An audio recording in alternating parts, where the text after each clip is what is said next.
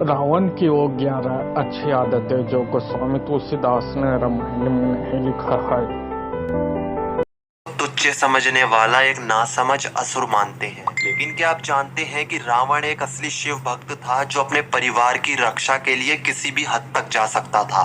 इतना ही नहीं, वह सर्वशक्तिशाली एक महान राजा था जो अत्यंत ही बुद्धिमान था। तो दोस्तों, आज की इस वीडियो में हम आपको रावण के कुछ ऐसे रहस्य बताएंगे, कुछ ऐसे फैक्ट्स बताएंगे और आपके साथ रावण के कुछ ऐसे सच जाहिर करेंगे जो आपके दिल में रावण के लिए एक अलग धारणा पैदा कर देंगे। तो बात करते हैं फैक्ट नंबर 1 की। दोस्तों, आपने अक्सर सुना होगा कि रावण भगवान शिव का एक बहुत बड़ा भक्त था और भगवान शिव की भक्ति में वो इस कदर लीन था कि भगवान शिव को वो कैलाश पर्वत से लंका ले जाना चाहता था, जिसके लिए उसने कैलाश पर्वत को उठा लिया था। लेकिन भगवान शिव इससे क्रोधित हो गए और उन्होंने पर्वत पर पैर रख दिया और पर्वत के नीचे रावण की उंगली आ गई। इसके बाद दर्द से बौखलाया रावण तेज तेज से शिव तांडव करने लगा। ये देख भगवान शिव प्रभावित हो गए कि कोई दर्द में ऐसा कैसे कर सकता है। इसके बाद ही भगवान शिव ने रावण को रावण का नाम दिया, जिसका अर्थ होता है जोर जोर से दहाड़ना। फैक्ट नंबर 2, दोस्तों, कहा जाता है कि रावण एक घोर तपस्वी था और तपस्या से उसने कई शक्तियां हासिल करी थी।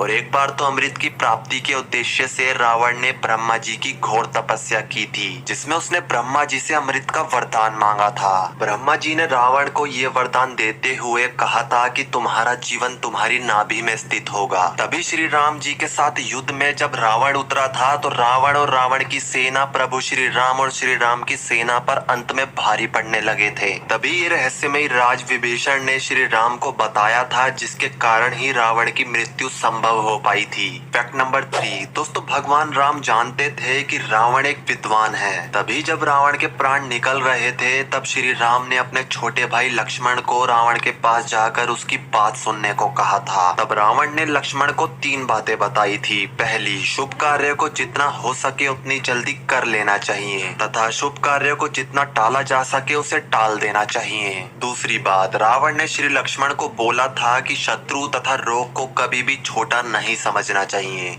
छोटे से छोटा रोग भी प्राण के लिए घातक साबित हो सकता है तथा छोटे से छोटा शत्रु भी सर्वनाश कर सकता है। रावण ने श्री राम, लक्ष्मण और उनकी वानर सेना को तुच्छ समझा था और वही रावण की मृत्यु का कारण बने। तीसरी बात, रावण ने लक्ष्मण को कहा था कि अपना कोई भी गुप्त राज किसी को बताना नहीं चाहिए, चाहे आपका कोई कितना भी प्रिय हो। अगर कोई अपना राज किसी के आगे प्रकट कर देता है तो उसके लिए वह मुसीबत बन सकता है। रावण के नाभि में अमृत कुंड का रहस्य रावण ने विभीषण के आगे प्रकट कर दिया था, जो बाद में उसकी मृत्यु का कारण बना। फैक्ट नंबर 4, रावण का पिता एक ब्राह्मण था और उसकी माता एक राक्षसनी। तभी रावण के पास ब्राह्मणों जैसा दिमाग था और राक्षसों जैसी शक्ति। वाल्मीकि रामायण के अनुसार रावण पुलस्त्य मुनि का पोता था, अर्थात उनके पुत्र विशर्वा का पुत्र था। विशर्वा की वरवर्णिनी और कैकसी नामक 2 पत्नियां थी, जिसमें से कैकसी ने अशुभ समय में गर्भ धारण किया था। इसी कारण से उसके गर्भ में रावण और कुंभकर्ण जैसे क्रूर स्वभाव वाले भयंकर राक्षस उत्पन्न हुए। तो इस तरह रावण का जन्म हुआ, जिसका अंत भगवान श्री राम के हाथों हुआ। फैक्ट नंबर 5, दोस्तों, रावण एक बेहद ही बुद्धिमान और मायावी असुर था, जिसने अपनी बुद्धिमानता और बल से कई देवों को हराया। और कहते हैं शनिदेव और इंद्रदेव तक को रावण ने अपना बंदी बना लिया था। और जो रावण की सोने की लंका है वो भी उसने बल और अपनी बुद्धिमानता से अपने सौतेले भाई कुबेर से हथियाई थी, जिसके बाद उसने लंका के साम्राज्य को दक्षिण भारत के कुछ राज्यों के साथ काफी दूर तक फैला दिया। अगर आज के समय में रावण के साम्राज्य का हिसाब लगाया जाए तो इंडोनेशिया, मलेशिया और म्यांमार तक रावण का साम्राज्य फैला हुआ था। फैक्ट नंबर 6, दोस्तों, रावण के पास कई पुष्पक विमान थे जो उसने अपने सौतेले भाई कुबेर से जंग में जीते थे। ये विमान ब्रह्मा जी ने कुबेर को दिए थे। इन पुष्पक विमान की ये खासियत थी कि ये अग्नि वायु की समान वायु से चलते थे। इन विमानों की गति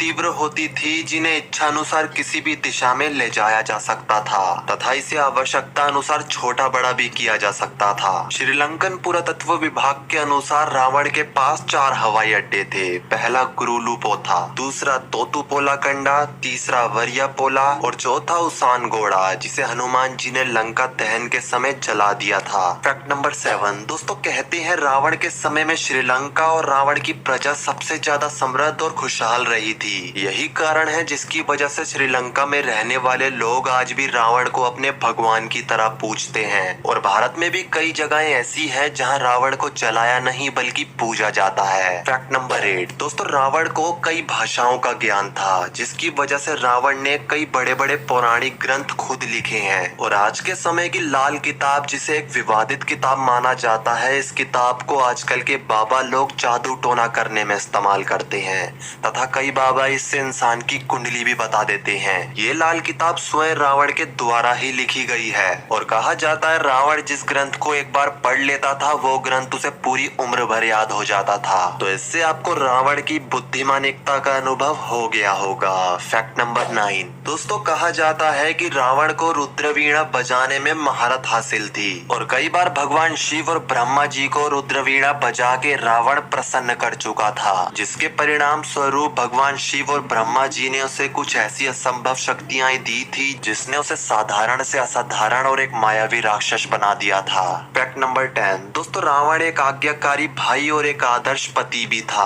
और आपने रामायण देखी है तो आपको पता होगा कि कैसे अपनी बहन का बदला लेने के लिए उसने माता सीता का हरण किया, जो आगे चलकर उसकी मृत्यु का कारण बना। वहीं दूसरी ओर अपनी पत्नी को बचाने के लिए वह उसी यज्ञ से उठ गया जिस यज्ञ को पूरा होने के बाद वह भगवान राम और उनकी सेना को पराजय कर सकता था। फैक्ट नंबर 11 दोस्तों, इस बात का कहीं भी वर्णन नहीं है कि रावण की मृत्यु के बाद रावण के शरीर का क्या किया गया। इस पर श्रीलंका के लोग कहते हैं कि नाग जाति के लोग रावण की मृत्यु के बाद रावण के शरीर को ले गए थे और उनका मानना था कि लक्ष्मण को संजीवनी बूटी से फिर से जीवित किया जा सकता है तो रावण को भी फिर से जीवित किया जा सकता है, लेकिन ऐसा नहीं हो पाया। इसके बाद नाग जाति के लोग रावण के मृत शरीर को कोलंबो से 100 धन्यवाद मेरे YouTube चैनल को सब्सक्राइब करने के लिए और मेरे टीम को सपोर्ट करने के लिए।